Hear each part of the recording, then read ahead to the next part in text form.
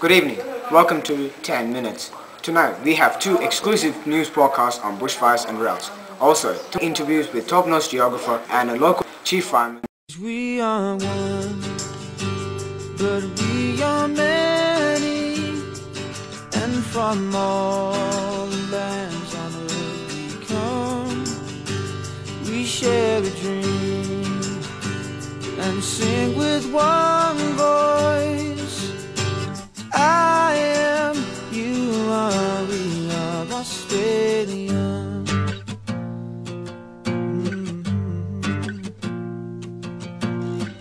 I came from a dream time, from the dusty red soil plains. I am the ancient heart, the keeper of the flame.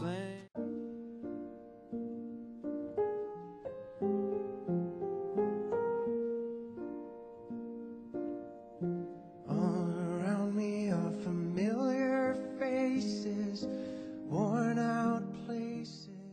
Australia is one of the most bushfire-prone countries in the world, with bushfires scattered all over Australia's history. You might say Australians are used to it. However, hundreds of people die every time, most of them precious young lives. One irreversible factor that contributes is the landscape itself. No expression, no expression.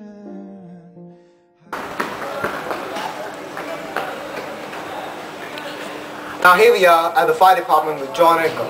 How do you do? I'm glad to be here. So what exactly does your job consist of?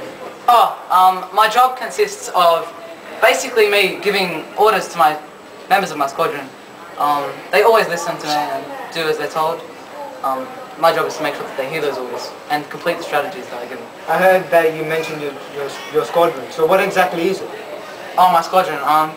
Well, any normal squadron would consist between 5 to 15 men, and yeah, it basically consists of that many firefighters with a whole lot of spirit.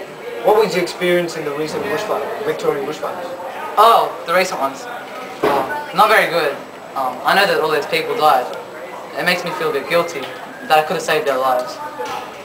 Alright, thanks for your time. That's okay, thanks. You have just seen the news broadcast of bushfires. See you after the break.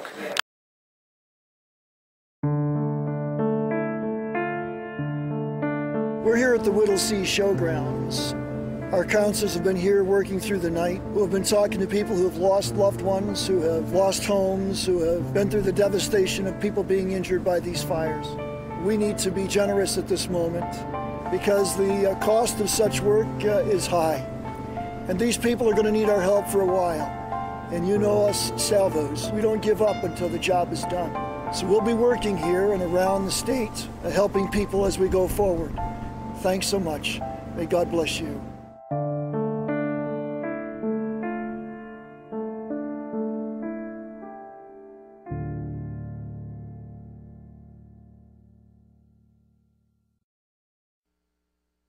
North Carolina's drought is the worst in history, so I've asked our children to help me manage it. No watering, Mr. Martin. We don't want our lakes to dry up. Mom, half our water is used at home. That means we can make a difference. You're right. Hey, Dad, don't run the water while you're shaving. No bath for bingo. We all have to pitch in to deal with the drought. Go to SaveWaterNC.org to learn how you can save water. Right, guys? Right! Welcome back from the break. Now, you will be watching the news broadcast on droughts. He stands crying with a gun.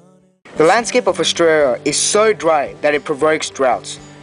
You can see this as a high percentage of Australia is deserts.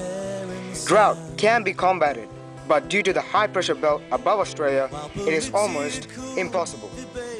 You might as well say Australia's second name is drought. Where the people of this dry and dusty land. The water is low, but the spirit is high. The earth has been... Now here we have in our studio Mr. John Stroud, and a geographer from Howard University. Hello. Hi. So, what exactly is a drought? Oh well, droughts, its meanings range a lot. For example, in London, 3 years without rainfall is declared a drought, but in Australia 10% below record level is a drought. But drought basically means dry conditions. There's no rainfall for a long periods of time. When the rain does happen, after it's a lot humid and soil is infertile to grow crops and other related problems. If you look at this map, can you explain to our audience what exactly this means? Right, okay, there's 4 maps we've shown here. Map A, B, and Map C, and Map D. Okay, first of all, this one's a localized drought. This happened during 1st of March 1954 to 31st October 1954.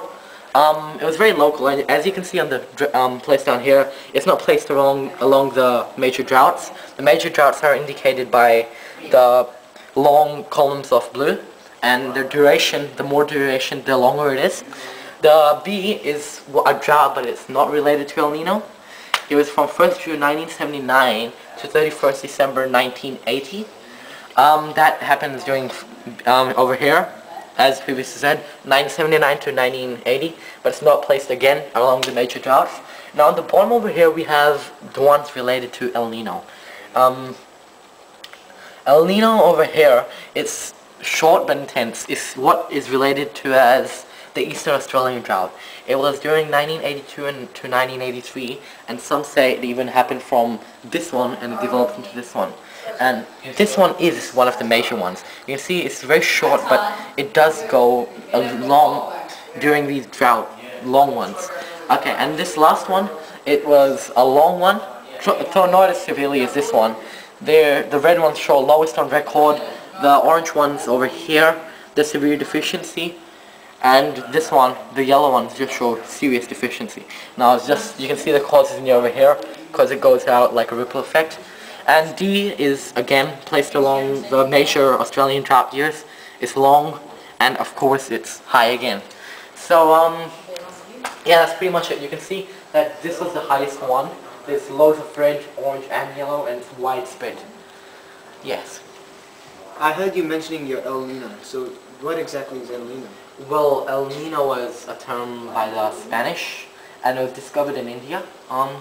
What it basically refers to is when the normal conditions of lots of rainfall in Australia and dry conditions in America change to dry conditions in Australia to flooding conditions in America. The opposing thing is La Nina, which is the opposite, as said, lots of rainfall in Australia and dry in America. So what would you suggest as to what strategies you have to combat droughts? Well, it's very hard to combat droughts. Of course, if there's new technology, you never know. It might grow device, might create artificial clouds, encourage it. You might create hard reports over here, might support water to the middle of Australia. Once soil stem evaporate, clouds might form here and it might rain here. So that artificial clouds. The only thing you can clearly do is live over here on the eastern side of the Great Dividing Range, so you're totally free from it. Because when the winds come carrying rain, they hit it and only rain there. That's why it's desert on the west side. Alright, thank you for joining us. Well, thanks. Thank you. While the government is pleased in mocking the opposition, and as Labor's record shows, and that of the state Labor governments confirms, you simply can't trust Labor with money. a farmer has already found a way to combat droughts. It's always hard to get decent cattle that go into this job at the right price. They always attract a premium, and we can breed a lot better cattle than what we can buy as a rule.